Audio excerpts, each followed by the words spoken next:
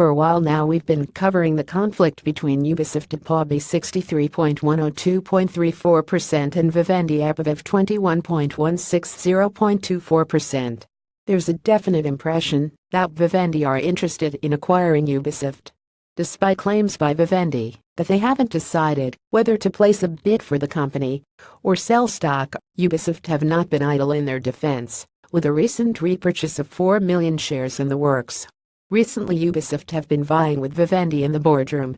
We've recently covered the fact that Vivendi have been abstaining from any votes, including a recent vote which resulted in the failure of a compensation plan that would give shares to employees of the company.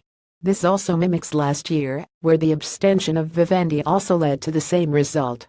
This has been used to reinforce claims that Ubisoft under Vivendi would be a bad thing for all involved, using the argument that a media conglomerate like Vivendi can't think long-term. The argument was that Extraordinary Resolution 31, which would allow Ubisoft to give free shares to employees, would be essential in attracting and retaining industry talent. Ubisoft are making moves. The new move that was announced a few days back is a repurchase of 4 million shares. The announcement has revealed that Ubisoft have mandated an investment services provider to handle this buyback. As a result of encouraging performances, Ubisoft shareholders have been backing Yves Guillemot and his strategy.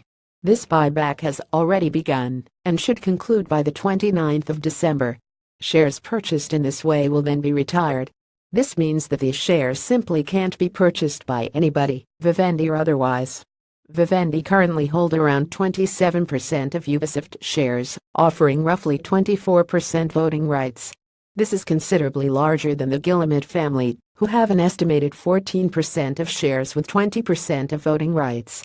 Should Vivendi reach 30%, they will be forced under French law to either make an offer for Ubisoft or sell shares to drop below the threshold. Also in France there is something called the Florange law. Essentially this law gives double voting rights to any shares held over 2 years. Vivendi first bought 6.2% of Ubisoft in mid-October 2015, raising that to 10% later in the year. We don't know exactly how much of Vivendi's holding is coming to the 2-year threshold given possible holding churn, but it's fair to say that they are soon to be there or thereabouts. Planning for the future, this makes the recent share buyback interesting in another way. Share price will inevitably increase, as it has by €3.14, or 5.24% since the announcement of the buyback. This could make any bid for the company a costly venture. Should Vivendi want to avoid triggering a bid, they have options. Shares can be sold to avoid hitting the threshold, the option of selling shares prior to hitting the 30% threshold. In an interview following Vivendi's recent AM, Stéphane Roussel stated that the company hasn't decided whether to sell the stock or make a bid for the company. As we covered in Ubisoft's financial year report, the company is doing well. Expansion into the Chinese market should bring greater growth. In addition to this, the return of franchises like Assassin's Creed and Far Cry. This will undoubtedly boost core game sales for the current financial year.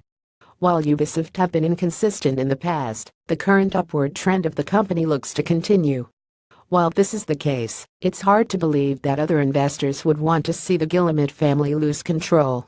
We'll continue to follow the saga as it moves on to its next stage, whatever that may be.